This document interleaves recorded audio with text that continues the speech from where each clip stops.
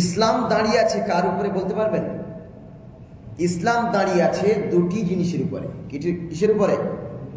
দুটি জিনিসের উপরে। যেমন একটা ট্রেন দাঁড়িয়ে থাকে দুটি পাতের উপরে, ঠিক ইসলাম নামক ট্রেনটি দুটি পাতের উপরে দাঁড়িয়ে আছে।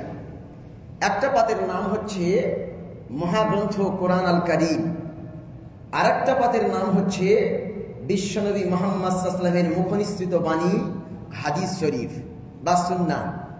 তাহলে একটা হচ্ছে কোরআন আর একটা হচ্ছে সুন্নাহ। এই দুটি পাটির উপরে দাঁড়িয়ে আছে ইসলাম নামক ট্রেনটি। এবার ইসলামকে ভালোভাবে মানার জন্য, বোঝার জন্য, আমল করার জন্য আরো দুটি জিনিস প্রয়োজন, সেটি হচ্ছে ইজমা এবং কিয়াস। যেমন পাটিকে দাঁড়িয়ে থাকার জন্য বিভিন্ন রকমের পাতের উপরে দাঁড়িয়ে থাকে, বালার উপরে দাঁড়িয়ে থাকে, বিভিন্ন কিছু দিয়ে পাটিকে দাঁড় করিয়ে রাখা হয়। ঠিক তেমনি ইসলামকে বোঝার জন্য যেমন কোরআন হাদিসের সঙ্গে ইজমা এবং কিয়াসেরও প্রয়োজন। তো সম্মানিত ভাই, আজকে কথা বলবো এই আমার হাতে যে কিতাবটি আছে, নির্ভুল গ্রন্থ, নির্ভেজাল গ্রন্থ, যার মধ্যে কোনো একটা ভুল কেন, সন্দেহের কোনো অবকাশ নাই, যেটি পৃথিবীর মানুষের তৈরি নয়, যেটি স্বয়ং আল্লাহ রাব্বুল আমিন তার মুখ থেকে, তার কুদরতি জবান থেকে, কুদরতি জ্ঞান থেকে যে গ্রন্থ পাঠালেন তার নাম কি? কোরআন। এই কোরআন আল কারীমের উপরে আমি আজকে কথা বলতে চাই। আল্লাহ রাব্বুল আমিন বলেন, কিতাবুন উনজিলা ইলাইকা ফালা ইয়াকুন ফি সাদরিকা হারাজুম মিনহু লিতুনজিরা বিহি ওয়া যিকরা লিল মুমিনিন। আল্লাহ পাক বলেন, কিতাবুন, এমন একটা কিতাব নাযিল করলাম, উনজিলা ইলাইকা, হে নবী আমি তোমার উপরে এমন একটা কিতাব নাযিল করলাম। কিতাবুন উনজিলা ইলাইকা ফালা ইয়াকুন ফি সাদরিকা হারাজুন, ও নবী তুমি কোরআন প্রচার করার ক্ষেত্রে তুমি সংকীর্ণ মনে হও না, সংকীর্ণতা করো না। কোরআন প্রচার ক্ষেত্রে তুমি উদার মনোভাব প্রকাশ করো, সব সময়ের জন্য কোরআন প্রচারে ব্যস্ত থাকো। আল্লাহ কি বলছেন? ও নবী আমি তোমার উপরে যে কিতাব নাযিল করেছি ওটা তুমি বর্ণনা করতেই থাকো, করতেই থাকো। কারণ তোমার দ্বারা হেদায়েত হবে না, তুমি বর্ণনা করবে, তোমার মুখের ভাষা শুনবে, আমি আল্লাহ আমার কুদরতি জবান থেকে পাঠানো কোরআন শুনবে, এই দুটির সংমিশ্রণে আমি আল্লাহ হেদায়েত দান করে দেবো। যেরকম হেদায়েতের একমাত্র কিতাবের নাম কি? এই সেই কোরআন। এটা কি? সেই কোরআন। এই কোরআন আজও মানুষকে সঠিক পথ দেখাতে পারে, আজও মানুষকে সঠিক পথের দিশা দিতে পারে। পৃথিবীতে অসংখ্য অগণিত কোটি কোটি বাঁকা পথ আছে। অসংখ্য বাঁকা পথের মধ্যে আল্লাহ বলছেন সঠিক পথ দেখিয়ে দেওয়ার দায়িত্ব আমি আল্লাহ। ওয়া আলাল্লাহি কাসদুস সাবিল ওয়া মিনহা জাইর ওয়ালাউ শাআ লাহাদাকুম আজমাইন। আল্লাহ বলছেন এই পৃথিবীতে অসংখ্য পথ, অসংখ্য মত, অসংখ্য মতবাদ আছে, মিথ্যা বাতিল মতবাদ আছে। এই বাতিল মতবাদের মধ্যে থেকে সঠিক পথের দিশা দেওয়ার দায়িত্ব আমি আল্লাহ। আর দিশা দেবে একমাত্র কোরআন, তা সেটা হচ্ছে কিতাবুল্লাহ। জেনে বলুন সুবহানাল্লাহ। সম্মানিত ভাইরা আমার, আল্লাহ পাক বলেন কিতাবুন উনজিলা ইলাইকা ফালা ইয়াকুন ফি সাদরিকা হারাজুন। হে নবী কোরআন প্রচার করার ক্ষেত্রে তোমার অন্তরটা যেন সংকীর্ণ মনে না হয়ে যায়, তুমি অন্তরের মধ্যে যেন গোপন করে না রাখো, তুমি স্পষ্ট করে কোরআন আল কারীমকে গোটা পৃথিবীর মানুষকে খুলে খুলে বর্ণনা করে দাও। কেমন করে খুলে বর্ণনা করতে হবে? তাফসীর করতে হয় না? তাফসীর কি করতে হয়? তাফসীর কাকে বলে আমি সাধারণ ভাষায় বোঝাই। মনে করুন হাঁড়িতে রান্না হয়েছে, রান্না হওয়ার পরে কেউ যদি আমাকে জিজ্ঞাসা করে হাঁড়িতে কি, আমি বলবো খাবার। এই যে খাবার, এই খাবার কি খাবার, কিভাবে তৈরি হয়েছে সব কিছু বলা হয়েছে কি না? যদি বলে যে এটা খুলে বর্ণনা করো, তখন হাঁড়ির সরা সরাতে হবে, হাঁড়ির জ্বালা খুলতে হবে, খোলার পরে বলতে হবে এটা বিরিয়ানি, উপরে ভাত, কিছুটা লাল কিছুটা হলুদ, এর ভিতরে গোস্ত আছে, এর ভিতরে এটা আছে, এর ভিতরে এটা আছে, বিভিন্ন কিছুর ব্যাখ্যা দিতে হবে। এই যেমন হাঁড়ির ভিতরে কি আছে সবটা খুলে খুলে ব্যাখ্যা দেওয়া হয়, ঠিক কোরআনের মধ্যে এক জায়গায় সবকিছু নেই। তার কথা খুলে অন্য জায়গায় বলা আছে, আরেকটা কথা খুলে অন্য জায়গায় বলা আছে, আরেকটা কথা খুলে অন্য জায়গায় বলা আছে। একে বলে তাফসীর। জোরে বলুন সুবহানাল্লাহ। তাফসীর 4 রকম কোয়ালিটিতে হতে পারে। সবচেয়ে উৎকৃষ্ট কোয়ালিটি হচ্ছে ইউফাসসিরু বাযুহু বায, কোরআনের একটা আয়াত দিয়ে অন্য আয়াতের ব্যাখ্যা দেওয়া। জোরে বলুন সুবহানাল্লাহ।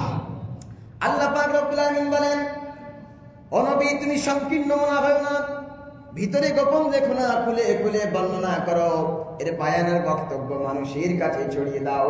আর প্রত্যেকটি মানুষের কর্তব্য হবে বাড়িতে অন্তত একটা বাংলায় অনুবাদ করা কোরআন রাখবেন। অন্তত দিনে 10 মিনিট থেকে 1 ঘন্টা কোরআনের বাড়িতে তালিম করবেন। একটা তাফসীর রাখবেন, বাংলা একটি তাফসীর রাখবেন, যেটি বাড়িতে 10 থেকে 1 ঘন্টা মানুষকে চর্চা করার জন্য বলা হচ্ছে। যদি সে ব্যক্তি চর্চা করে তাহলে পরিবারের অন্ধকারগুলো দূরে সরে যাবে। জোরে বলুন সুবহানাল্লাহ।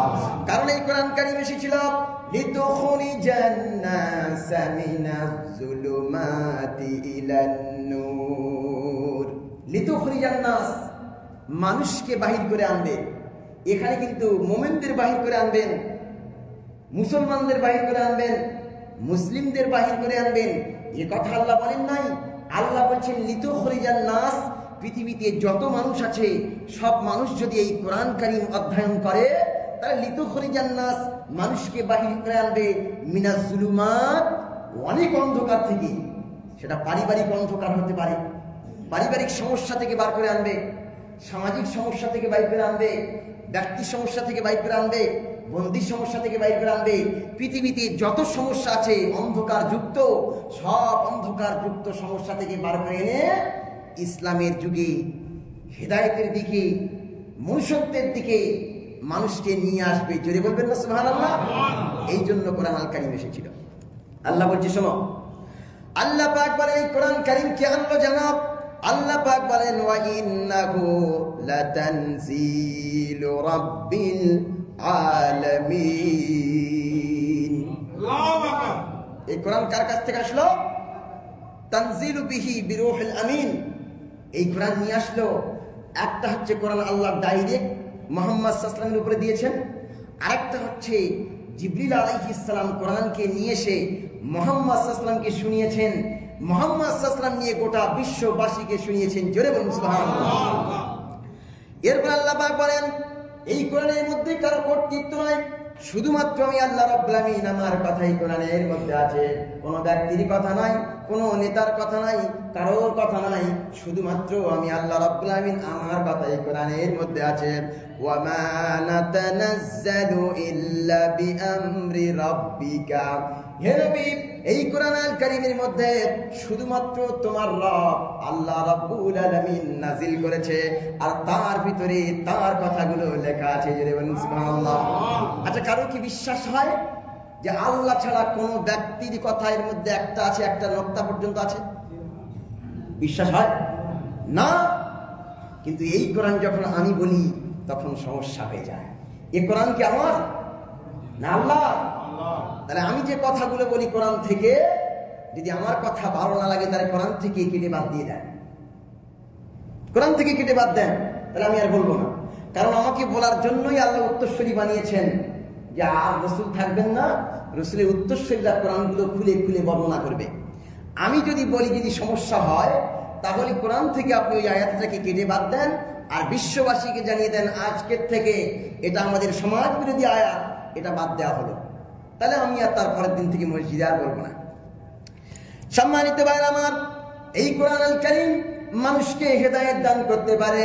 পৃথিবীর কেউ হেদায়েত দিতে পারে না, কেউ হেদায়েতের রাস্তা দেখাতে পারে না, সঠিক পথের দিশা দেখাতে পারে না। কেবলমাত্র শুধুমাত্র অনলি ওয়ান কিতাব, তার নাম হচ্ছে কোরআন, এ শুধু মানুষকে সঠিক পথ দেখাতে পারে। সেই কথা আল্লাহ রাব্বুল আমিন বলছেন কাযালিকা ইউবাইয়িনুল্লাহু লাকুম লাআল্লাকুম তাহতাদুন। আল্লাহ পাক বলেন কাযালিকা, অনুরূপভাবে, ইউবাইয়িনুল্লাহু লাকুম, আল্লাহ তোমাদের জন্য খুলে খুলে বর্ণনা করে দেন, খুলে খুলে বর্ণনা করে দেন। কেন করেন? লাআল্লাকুম তাহতাদুন, যাতে করে তোমরা ঠিক পথ ছেড়ে দিয়ে সঠিক পথে আসতে পারো।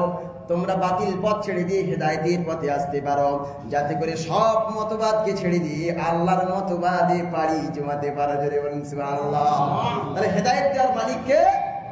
আল্লাহ। আর সেই কিতাবের মাধ্যমে, কার মাধ্যমে? কিতাবের মাধ্যমে। আল্লাহ পাক বলছেন, শোনো আর একটা কথা, আরো একটা পয়েন্ট হচ্ছে যে কোরআনের কাজ কি।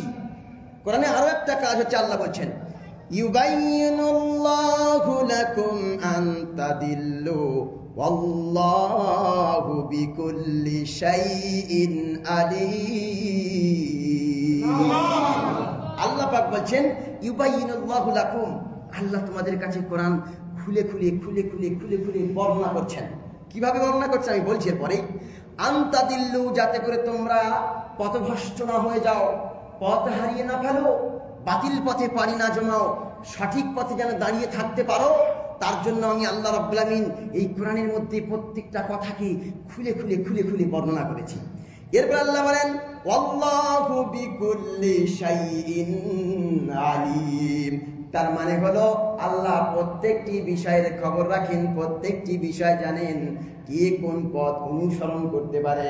আল্লাহ বলছেন পৃথিবীতে যত মানুষ আছে, যত ব্যক্তি আছে, প্রত্যেকের মতবাদ কিন্তু আলাদা আলাদা, আর সবাইকে একই প্ল্যাটফর্মে একই রাস্তায় পাড়ি জমানোর জন্য আমি আল্লাহ এই কোরআন কারীম নাজিল করে তাদেরকে সঠিক পথ বাতলে দিয়েছি। জোরে বলুন সুবহানাল্লাহ। এই মসজিদের মধ্যে কত মানুষ আছে? 200, 400, 500 মানুষ আছে, এখন পরে বেশি হবে।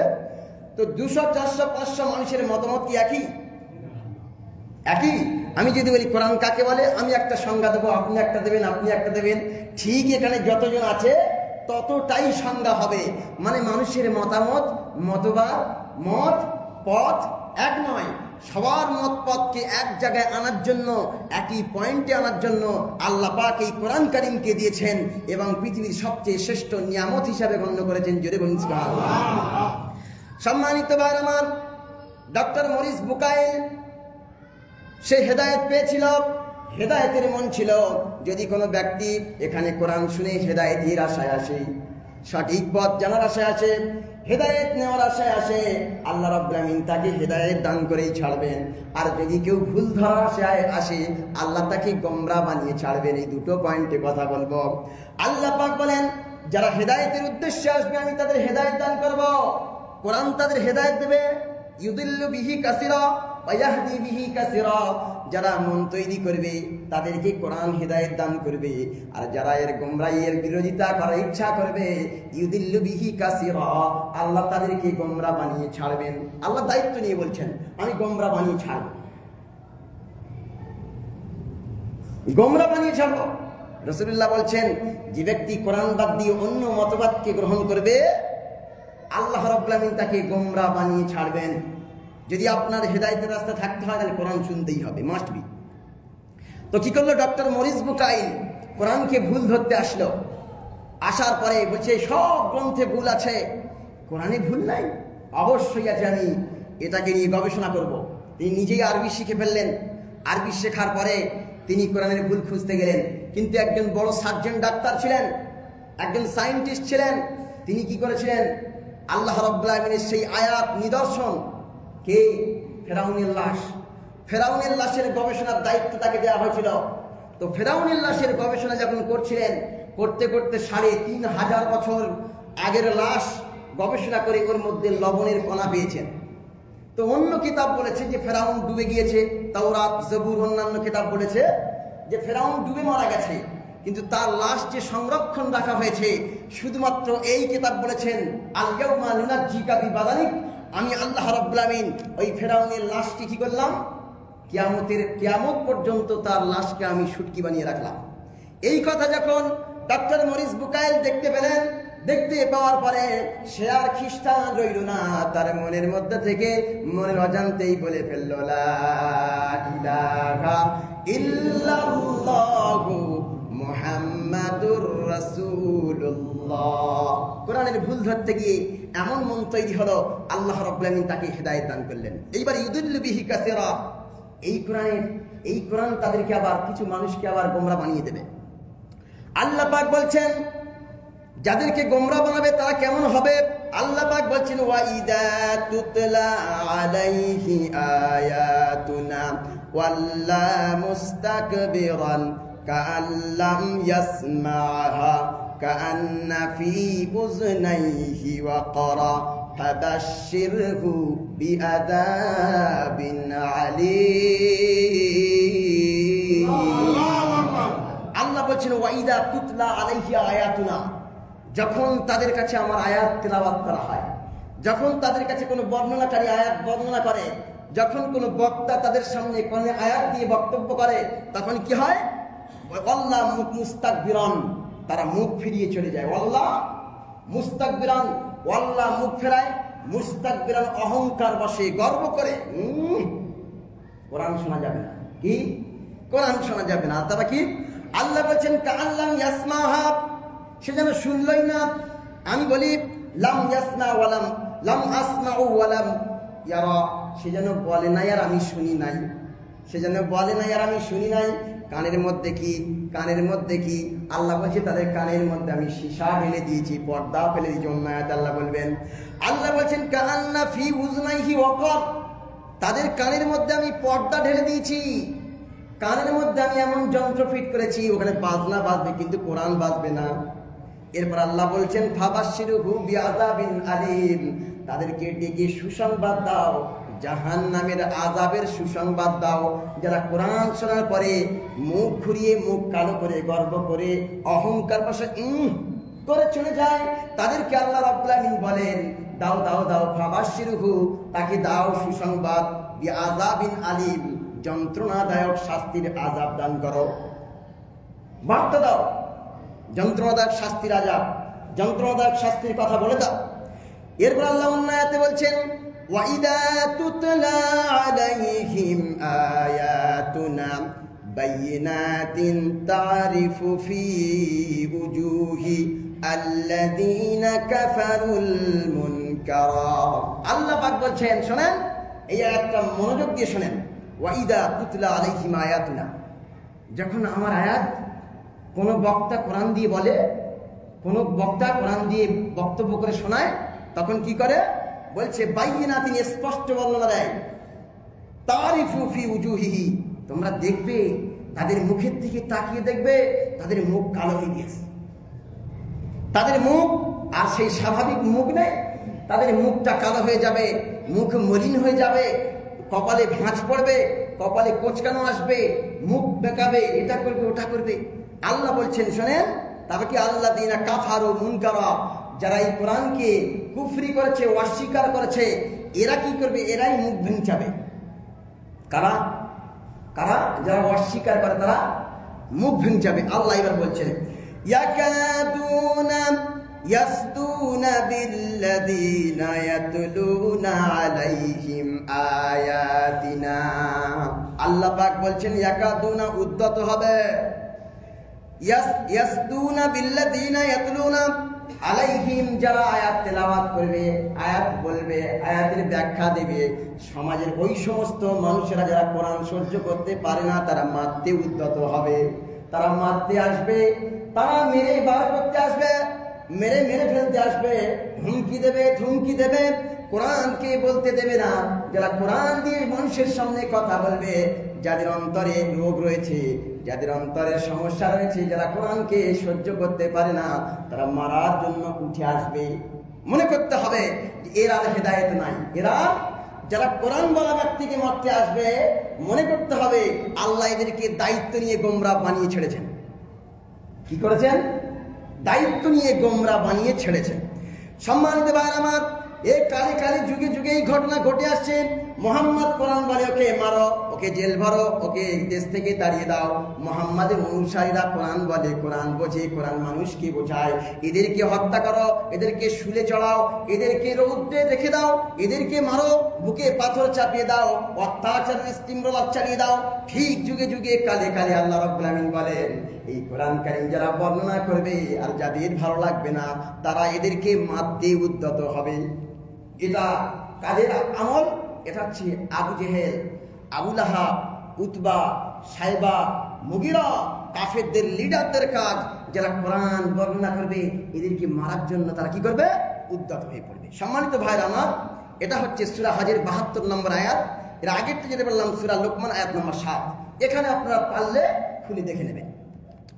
এরপর আল্লাহ রাব্বুল আমিন বলেন, পৃথিবীর মানব মণ্ডলী সব মানুষ কেন কোরআন থেকে সরে যায় জানেন? মানুষ কেন কোরআন থেকে সরে যায়? প্রশ্ন, কেন কোরআন থেকে সরে যায়? সে কথা আল্লাহ আগে থেকেই এই ঔষধের, এই রোগের টিকা, এই রোগের ভ্যাকসিন, এই রোগের ক্যাপসুল, এই রোগের ট্যাবলেট, এই রোগের নিরাময়ের যে ঔষধ লাগে সেটা 1400 বছর আগে কোরআন আল কারীমের মধ্যে স্পষ্ট করে আল্লাহ বলছেন, ওয়ামান ইয়াশু আন যিকরির রহমানি নুকাইয়িদু লাহু শাইতানান ফাহুয়া লাহু কারিন। মজার বিষয়টা শুনলেই পারে তাদের অবস্থাটা কি হবে।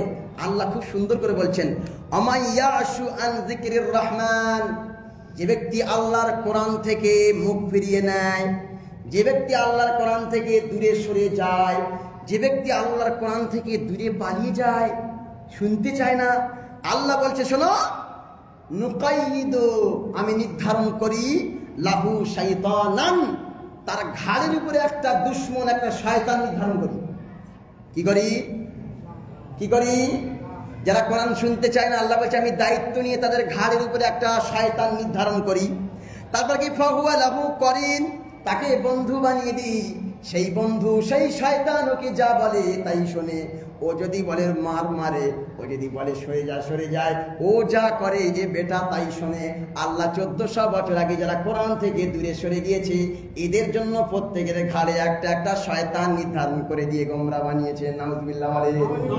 আর জোরে বলেন নাউজুবিল্লাহ। আল্লাহ রাব্বুল আমিন যেন আমাদেরকে বাঁচান। জোরে বলেন আল্লাহুম্মা আমিন। এরপর আল্লাহ বলছেন, হাল উনাব্বিউকুম আলা মান তানাজ্জালাশ শায়াতিন, আমি কি তোমাদের বলে দেব কাদের ঘাড়ে শয়তান আসে? কে বলছে এটা? এই কথাটা আল্লাহ বলছেন, হাল উনাব্বিউকুম, আমি কি তোমাদের বলে দেব না?